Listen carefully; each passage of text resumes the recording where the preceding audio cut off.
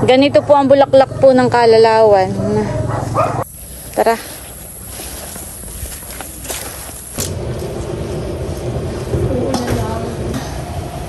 Grabe po ang lahok.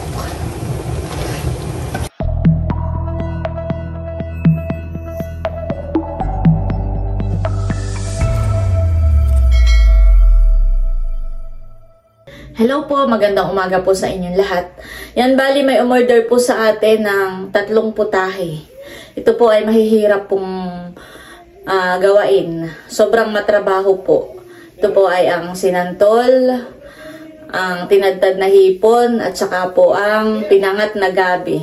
Talaga pong ito ay sobrang matrabaho dahil kung iisa-isahin po natin sa sinantol, kailangan po nating magkayod ng santol, magkayod ng niyog.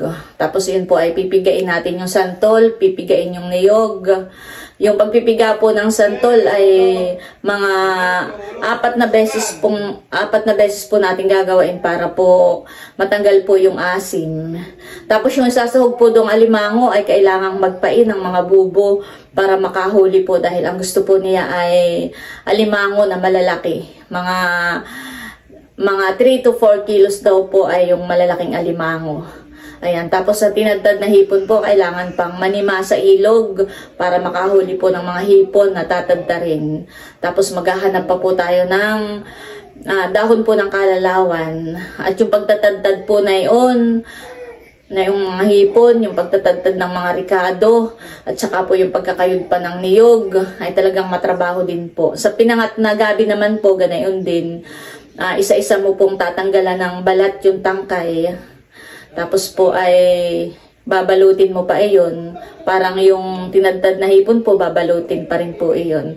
Kaya maiginalaang po at ngayon ay meron ng mga kagamitan para mas mapabilis. Kagaya po ng food processor. At saka yung pong niyog ay pwede nating ipakayod na lang, ipagata para mas mabilis po. Ayan, at talagang kukulangin po ang maghapon. Kukulangin ng 1 araw sa paghahanda po ng ating mga lulutuin. Kaya ngayon pa lang po ay sinabosing ay nanimana ng hipon. Kahit bukas pa po yung yung order, ay ngayon pala ay nanimana po sinabosing ng hipon. Tapos po ay nagpain na rin po siya ng mga bubo para makahuli po ng isasahog nating alimango. Ayan, at caring naman po natin iyan dahil katulong po natin si Bossing. Tapos sinabihan ko na rin po si Adjaw na tulungan din po ako sa pagbabalot po ng mga gabi sa pagluluto po ng pinangat. Para si Adjaw naman po ay may extra income din po para may pambaon yung kanyang mga anak. Ayan, at bali si Bossing nga po ay nagpain na ng mga bubo at ipapakita ko po sa inyo yung isasahog natin sa sinantol. Ayan po, at ito na yung mga nahuli ni Bossing na alimango. Wow! Abo! Malalaki! Sabi may maliliit. Ako pinaprank mo lagi. Nung dumating po si Bossing ay sabi maliliit daw. Ba, malalaki. Grabe po, kalalaki. Saka nakin po. Ilan pinaso na ko? Basta mga 3 to 4 kilos. Ayan po, at maglalagay na po si Bossing. Yung may piga. Tinatanong na ako kung magkano daw ang kanyang pagbabayaran, magkano daw lahat. Ay hindi ko pa masagot at hindi ko pa po alam kung kung ilan tong alimango, o ilang kilo.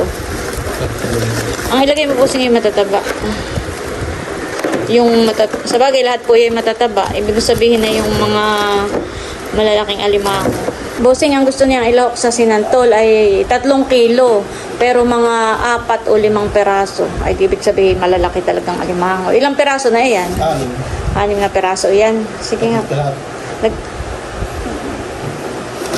Timbang mo nga. Ito po yung 6 na peraso. 3 kalahati. Alat yan. Ayan, sakto po. 3 kilo't kalahati. Ay, lagay na yan. Ayun ho. May pa sobrang kaunti. Ay, yung lagay yan. Ay, lalo kaya sa sinantol. Oo, ay paglalagyan nila. Ay, dapat ay makabili sa bayan. Ayan po, at bali si Bossing po ay nanima ng hipon sa ilog. Kasama po niya si Milot, saka po si Bal. At ito na po yung huli po nila. Wow, ay madami. Dami rin, honey. Sariwang sariwa po. Oh, gumagalaw pa. Ito po ay mga hipong pasayan. Buhay na buhay pa. Ito po yung ating lulutuing tinadtad. Yan. May nahuli rin po silang mga singkag. Ayan po. Ito po hindi na lumalaki. Ganito lang po talaga ang size niya. Ito po yung masarap pang prito. Ayan. At ginugupit po ni Bossing yung palikpik. At ito po ay mga matigas. Ay tinatanggal na po. Ayan, at bali kami po ni Bossing ngayon ay mangunguha na po ng mga dahon po ng kalalawan. At saka gabi. Ayan, tara guys, samahan niyo po kami ni Bossing. Oh, di ba dito? Marami dito dati. Oo, mamaya. Dati, wala naman dati yung sarap sa meron. Wala. Ayan po, at bali nandito tayo sa niyugan po ito ni Naninong Budoy at kami po yung nagsabi. Oo. Nagsabi po kami na kami po ay manghihingi ng dahon po ng kalalawan. Dati po ay dito rin kami nanghingi noon. Ay marami po noon. Awang ko lang po ngayon kung mayroon. Parang madalang po ngayon. Dati noon ay tanaw mo na po kaagad kung may dahon. Ay ngayon po eh, wala kaming nakikita. Wala kaming natatanaw. Ayun, meron po ako nakitang dahon po ng kalalawan. At si Bossing po ay doon naghahanap. Ito po ang dahon po ng kalalawan. Yan, parang kain po natin. Tsaka po itong murang dahon po kukuhain din po natin.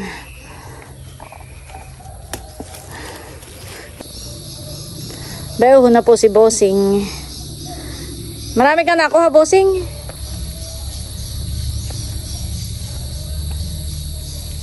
Madalang, honey. Tara, patay lumipat. Kakaunti po ang nakuha namin dito sa may part na ito. Lilipat po kami ni Bossing.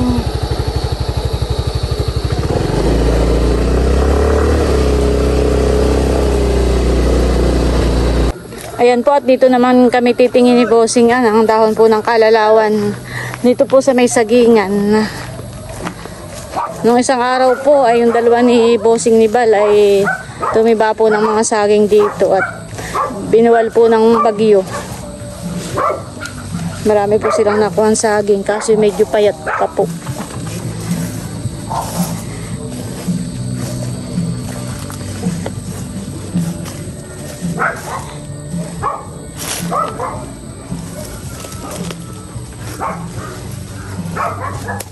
Ay di pala oo.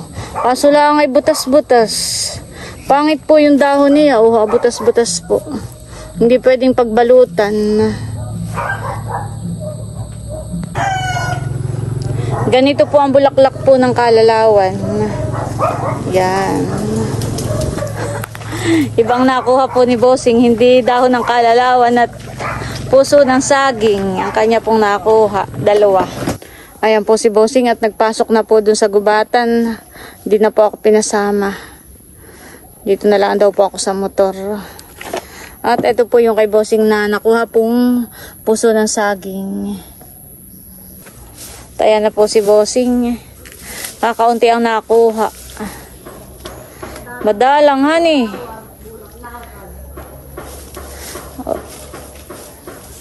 Kakaunti po ang nakuha.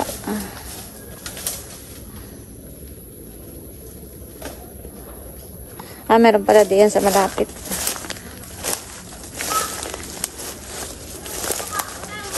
Madalang po ngayon. Minsan may panahong maraming ni Bossing, maraming dahon. Ay ngayon po nagkataon na Walang dahon, madalang.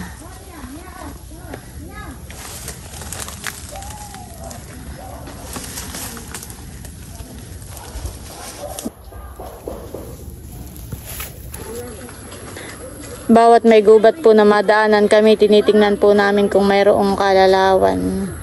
Kami po'y tumitigil at kinukuha po ni Bossing.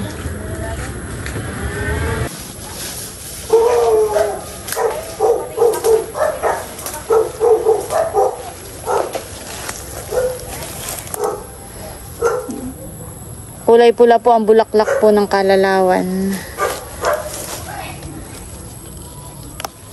Tapos malalapad po ang dahon po niya.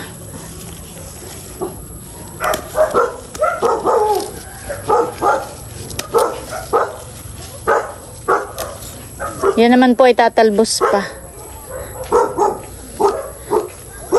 Gawin po si Bossing ah.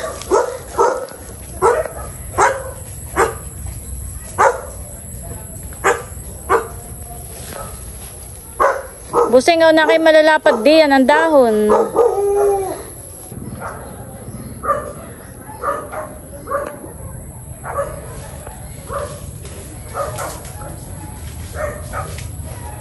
Madami po si Bossing nakuhang dahon.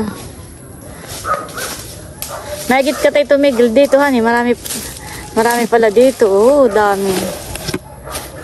Tara. Pero kulang pa. Marami tayong babalutin. Ayan po, at bali nandito naman tayo sa may pabayuhan po ng palay. At dito naman po tayo manghihingi. Si Bossing po na doon, nasa loob ng sagingan. Doon po siya naghahanap. Ay, ako po dito nakakukuha. Meron po dito. Medyo nalanta na lang po itong dahon at gawa po siguro ng hangin. Gawa nga po ng bagyo. Ay mahangin po nitong nakaraang araw.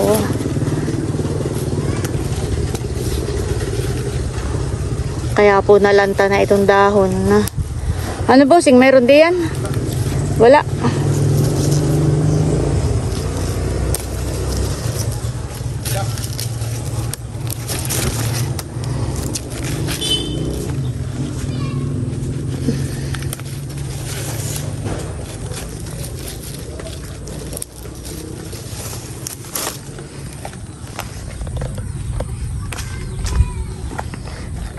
Tara.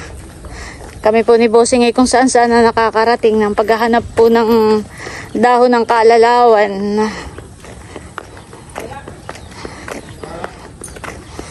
At abagay pupunta pa doon sa may Kanati Aminda.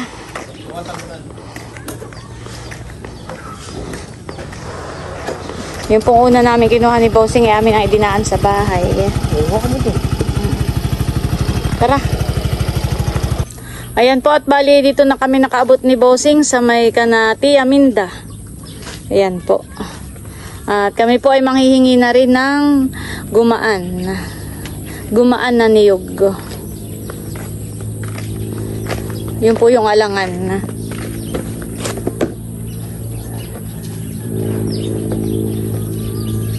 Maganda na po ang panahon dito sa amin. Ayan, thank you Lord. Nung sa nag-iit na aso. Ayan po, at gumagawa po si Bossing ng panungkit. Dapat ay last ng niyog. Wala kang last dito. Panungkit ng gumaan. Doon sa mababa. Hindi ito. Sa makapuno. Hindi ari.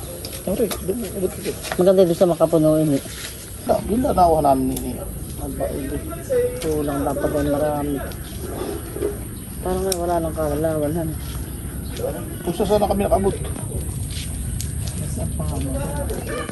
Dati doon sa kunin marami. Siguro tinatabas. Kakaunti po ngayon na kay madalang mga dahon. Dapat niya tatabasin ng bago. Naman. Para tumalbos ulihan ni Bossing. Owan. Hindi na kalalawan.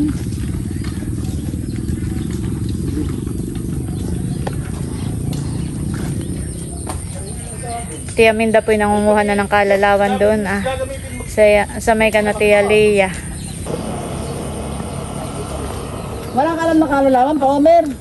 Wala ka pa alam na kalalawan. Salamat po. Saan looban? Dito to, halika patipiting. Ano lawan? Bayan po si Bossing at kukuha na po ng gumaan. Yun po ay alangan na buko at alangan na niyog. Ala, baka kita maan. Ayaw ka. Ayaw ka. Ano yung gumaan, Bossing? Pag hindi kumalog, kumano yun. Ang gumaan po ay alangan na niyog. Matigas na buko.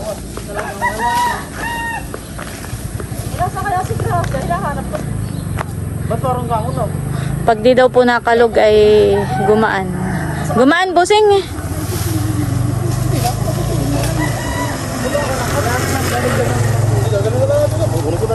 Mga ilan ko kain natin? Tatlo.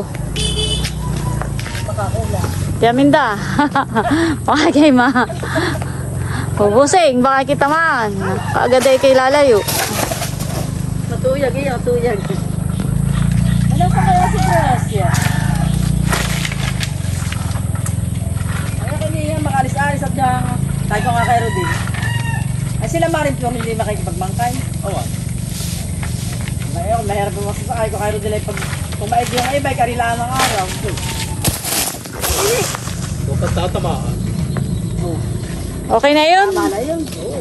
3 peraso. Diyan mo na lang yun. Pwede. Baka may magpuro gumaan na ang atang tinadtad. Ayaw ko lang.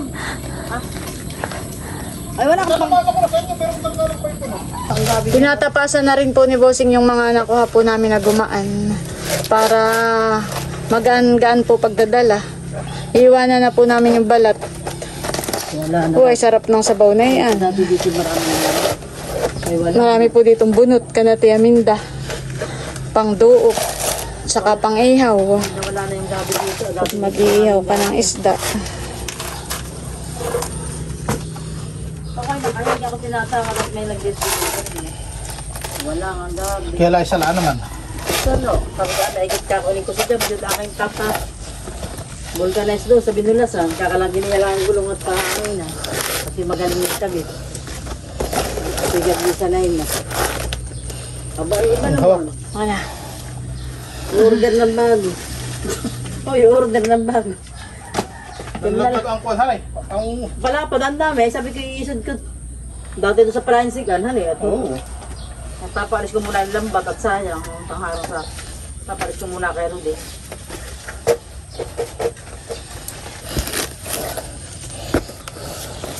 Tapos mo nga kayo siya. Lari na kayo ng bigyan. Aboy, sabi ni Parang Gray, ngayon daw dating ay kanina buka. Diba kalmabi yan eh. Ang pati din tutuloy yan. Ito ba nakikita? Bay, mamaya lang tutuloy di yan. Ha? Ang sabi din, hindi pinatutuloy ni Iker muna. Ay, nakagpilitin eh. Wala lang. Hindi ka na dating. Bay, layo naman ang biyahe.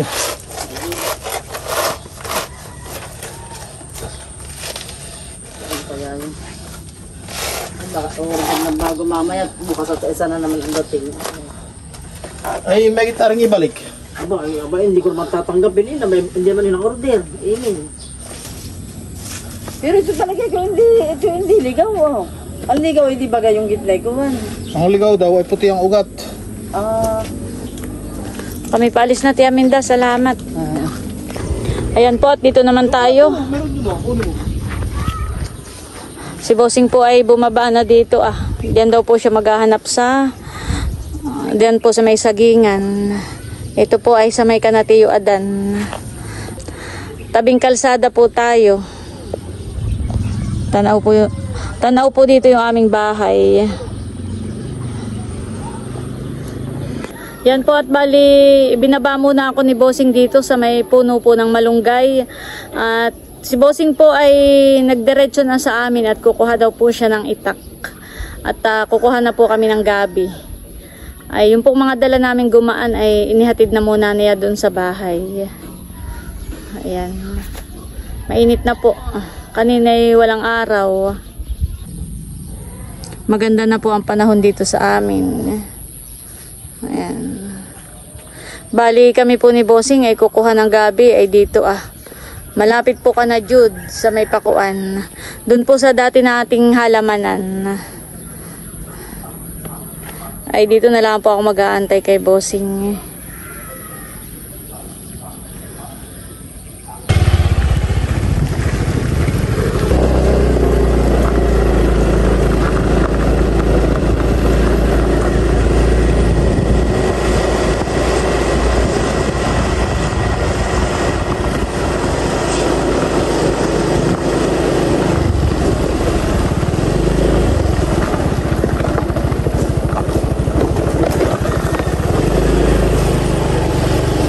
Good.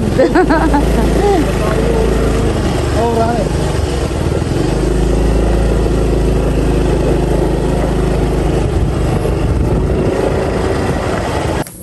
Ayan po, at bali na dito tayo sa dati nating halamanan at dito po kami mangunguha ng gabi. Dito rin po nagtanim si bossing ng tsaka si Bal ng saging. Malago na pala dito ang damo, bossing, han eh. Piliin mo lang, bossing, yung malalaki ang dahon. Tapaklangin. Ganyan. Oo, ganyan. Kanina po kami walang dalang itak. Kaya si bossing po ay nagpunta muna sa bahay. Bilangan mo ko lang.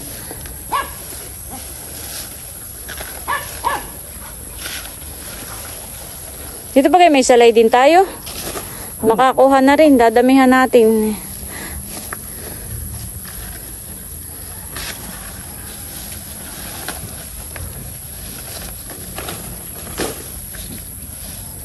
Malalapad na din yan ang dahon. Dapat ay mga 50 peraso. Mga 15 ganito. Kasi ito i-reject ang dahon.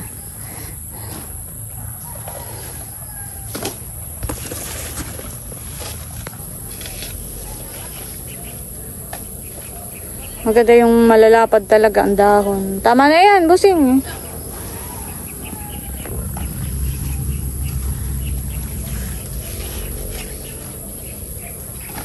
Okay na yun.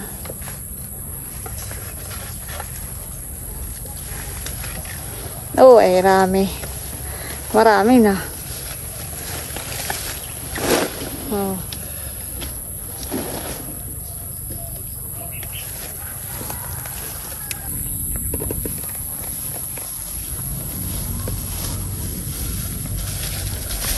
Oh, dami. Daming tanglad. Tulong pa yan. Sukulapit. Ay.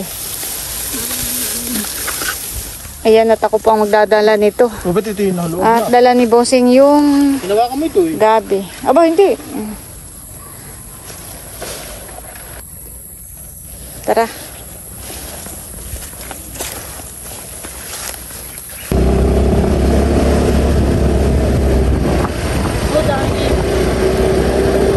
Ibon yun.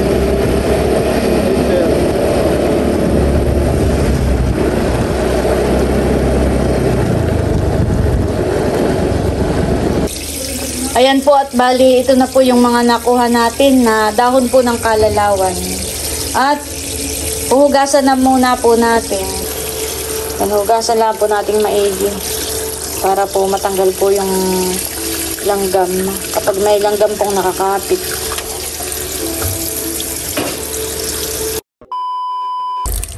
Ayan, at bali, ito na po yung ating santol. Bali, ito po ay akin ang piniga para natanggal na po yung katas. Tapos ito po ay pakukuluan pa natin. Ayan, bali, pakukuluan na po natin. Ito pong santol. Yan. Para matanggal po yung asim po niya. At pag ito po'y kumulo na, ay huhugasan pa po natin ito sa tubig ng mga 4 na beses. A few minutes later. Ayan guys, at kuluan na po itong santol.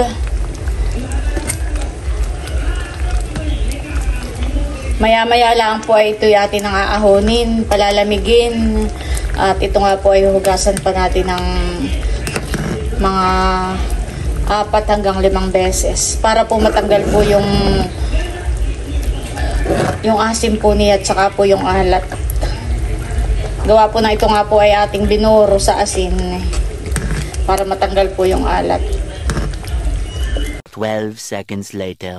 Ayan po, at inahon ko na po sa apoy. At ito po ay i-drain natin para po lumamig. I-drain lang po natin para lumamig. At yan po yung ating hugasan sa tubig. At pipigain ng mga ilang beses po. Para matanggal ng asin.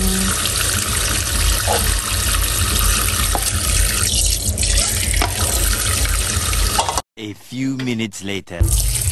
Ayan po, at bali ito ay malamig na.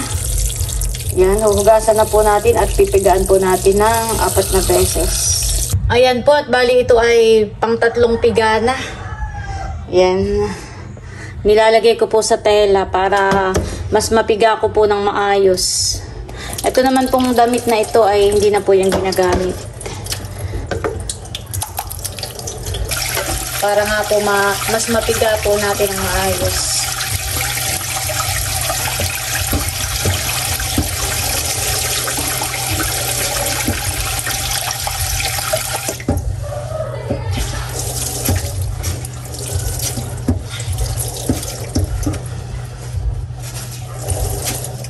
Gawa ng kapag hindi ko po ilalagay sa tela, sa damit, ay mahirap po siyang pigain.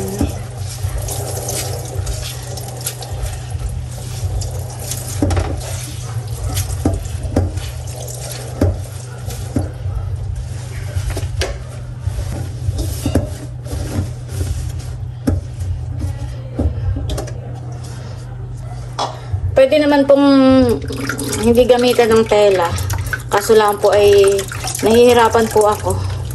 Gawa ng pag piniga mo pong ganito ay parang mas mabilis po kapag pipigain mo na may tela. Ayan. Ito po yung matrabaho, itong pagluluto ng sinantol. Pero sulit naman po ang pagod pagkatapos maluto. Uulitan pa po natin ito.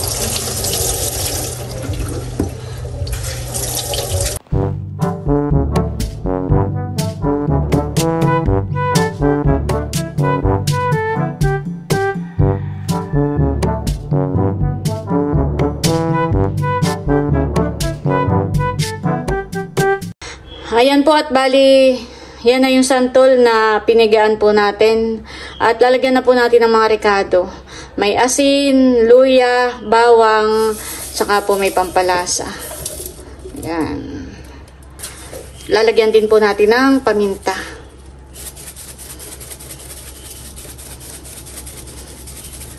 Ibubuhos na po natin ang pangalawang gata. Yung pong kakanggata ay mamaya lang natin ilalagay pag ito po yung naiga na. Ayan, ito po yung ating pakukuloyin. Ayan, at ito po ay ating lulutuin sa pangalawang gata. Ayan, at inilagay ko na rin po yung tanglad. At ito po yung sahog po nating alimango. Sabi po. Bali, ito po ay lalahok na lang po natin ang buo. Grabe po ang lahok.